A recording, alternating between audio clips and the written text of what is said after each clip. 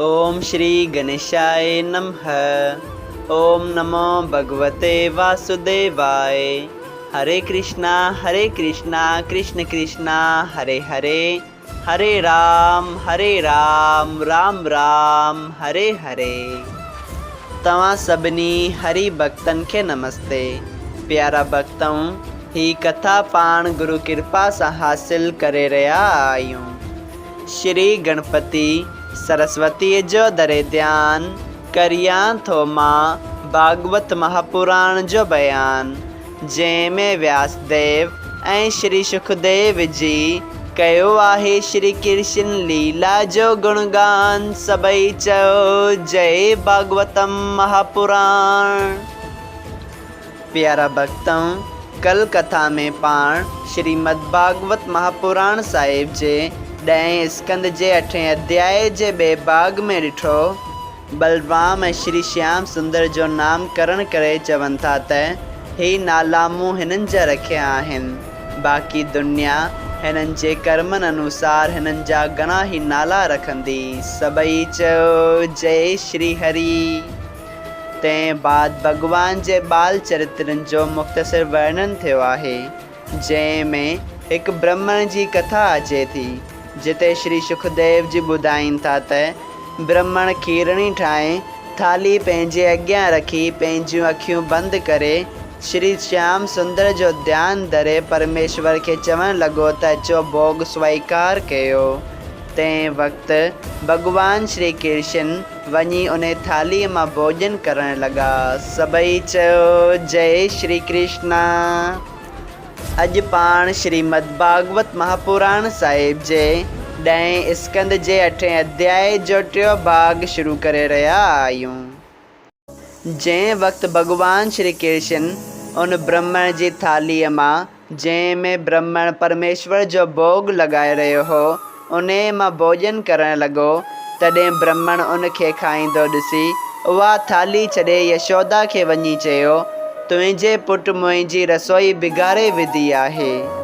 जॾहिं अहिड़ी तरह 3 दफ़ा यशोदा माता उन ब्राह्मण खां खीरणी ठाराई ऐं भोग लॻाइण वक़्तु श्री कृष्ण उते वञी उन थालीअ मां खाइणु लॻो, तॾहिं यशोदा कावड़जी चयो, मां जगतीअ सां ब्राह्मण खां खीरणी संदसि खाइण वास्ते ठारायां थी ऐं तूं वञी उहा जूठी थो करीं। हाणे ईअं कंदे त तोखे मार ॾींदसि। इहो ॿुधी श्री कृष्ण चयो, हे माता, तूं मूं खे ॾोह न ॾे। जॾहिं ही ब्राह्मण घणी वेनती करे भोजन खाइण वास्ते मुंहिंजो नालो वठी मूं खे कोठे थो, तॾहिं मां उन जो प्रेम ॾिसी खाइण खे लॻी थो वञा।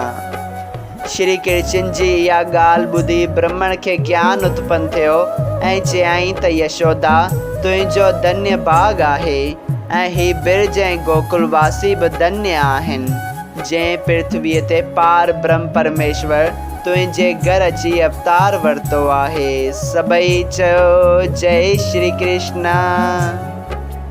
ऐं श्री कृष्ण भगवान खे चयाईं, सफल जन्म प्रभु आ मुंहिंजो, जो दर्शन मिलियो आहे तुंहिंजो। ईअं चई श्री कृष्ण जे साम्हूं हथ जोड़े चवणु लॻो, हे दीनानाथ, इहो अपराध मुंहिंजो खिमिया करियो, जो मूं चयो त मुंहिंजी रसोई जूठी कए थो। जेको तव्हांजी शरण में अचे थो सो कृतार्थ थो थिए। तव्हीं अंतर्यामी आहियो, मूं खे पंहिंजी शरण में आयो ॼाणी मूं ते दयाल थियो।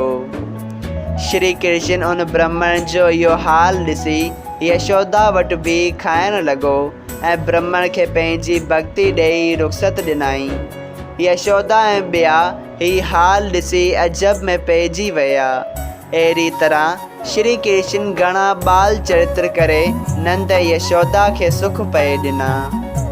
प्यारा भक्तों, हिते श्री सुखदेव जी भगवान जे मिठी खाइण जो हाल ॿुधाइनि था त हिकिड़े ॾींहुं श्री श्याम सुंदर ऐं बलराम पंहिंजे ॿियनि ग्वालनि सां गॾु अङण में खेॾियो थे।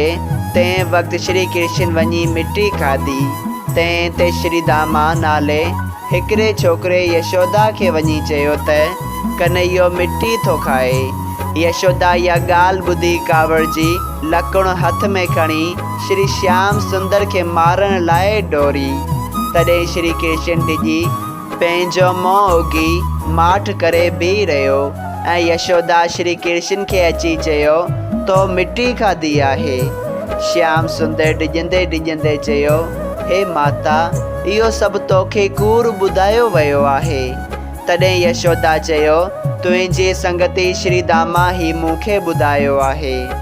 श्याम सुंदर श्री दामा खां कावड़ जी पुछियो त अरे मूं कॾहिं मिटी खाधी? तॾहिं हू चवणु लॻो त ए भाई, मूं त तुंहिंजे माउ खे कुझु बि न चयो आहे। जॾहिं यशोदा श्री कृष्ण जो हथ जले लकिड़ो ॾेखारे धमकायो, तॾहिं बि हुन चयो त हे माता, कॾहिं आदमी बि मिटी खाधी आहे। इहो ॿुधी यशोदा चयो, मूंखे एतबार अचे नथो, तूं पंहिंजो वात खोले ॾेखार। जीअं ई श्री कृष्ण पंहिंजो वात पए ॾेखारियो त यशोदा खे हुन जे वात में टिनी लोकनि जूं शयूं जहिड़ी तरह अॻे ॾिसण में आयूं हुअसि, तहिड़ी तरह वरी ॾिसण में आयसि। तॾहिं यशोदा ज्ञान जी वाट सां पंहिंजे मन में चयो त मूं जहिड़ो बि को मूर्ख न हूंदो जो टिनी लोकनि जे नाथ खे पंहिंजो पुटु थी सम्झां। ही छोकिरो आदमी न पर नारायण जीअ जो अवतार थो मालूम थिए, छाकाणि त मूं 2 दफ़ा हिन जे वात में सारी पृथ्वीअ जूं शयूं ॾिठियूं आहिनि। जॾहिं इहो वीचार करे यशोदा उन जी स्तुति करणु लॻी, तॾहिं श्री श्याम सुंदर वीचार कयो त अञा मूंखे घणी लीला करणी आहे ऐं मूंखे जल्द ज़ाहिर थियणु न घुरिजे। तंहिं करे पंहिंजी माया हिन ते विधाई। तंहिं हूंदे बि यशोदा नंद जीअ खे चयो त मूं ही सभु चरित्र मोहन प्यारे जे वात में ॾिठा आहिनि। ही हाल ॿुधी नंद चयो, जा ॻाल्हि गर्ग चई वियो आहे सा सच थी मालूम थिए। पर तूं जो लकिड़ो खणी हिन खे ॾेॼारी थी, सा ॻाल्हि चङी न आहे। एतिरो ॿुधी यशोदा श्री श्याम सुंदर खे पंहिंजो पुटु ॼाणी हिंज में खणी प्यार सां चयो, ए प्राण प्यारा, जो हथ मूं तो ते लकिड़ो हणण लाइ खणियो, सो मुंहिंजो हथ शल ॻरी वञे, ऐं जिन अखियुनि सां तो ॾांहुं घूर करे ॾिठमि, से शल अंधियूं थियनि। पर ए प्यारा पुट, तूं मखण ऐं मिठाइयूं छॾे मिटी छो थो खाईं? ईअं चई यशोदा श्याम सुंदर खे अंदरि घर में वठी वेई ऐं खेसि मखण मिठाइयूं खाराइण लॻी। हिकिड़े ॾींहुं श्री श्याम सुंदर ऐं बलराम ऐं ॿियनि छोकिरनि जो रांदि करण ते अची झगड़ो थियो। तॾहिं बलराम श्री कृष्ण खे चयो, तुंहिंजो न माउ न पीउ, तोखे हार जीत जी कहिड़ी सिद्ध, जो छोकिरनि ते अजाया अपराध पियो करी, वग़ैरह वग़ैरह। सभई चयो, जय श्री कृष्णा। श्रीमद् भागवत महापुराण साहिब जे 10 स्कंद जे 8 अध्याय जो 3 भाग संपूर्ण थियो। अगरि तव्हां सभिनी हरि भक्तनि खे हिन कथा मां लाभ हासिल थियो हुजे त कृपया हिन कथा खे ॿियनि हरि भक्तनि सां शेयर कजो त उन्हनि जो बि भलो थिए ऐं तव्हांजो बि भलो थिए। सभई चयो, जय सिया राम, राधे राधे।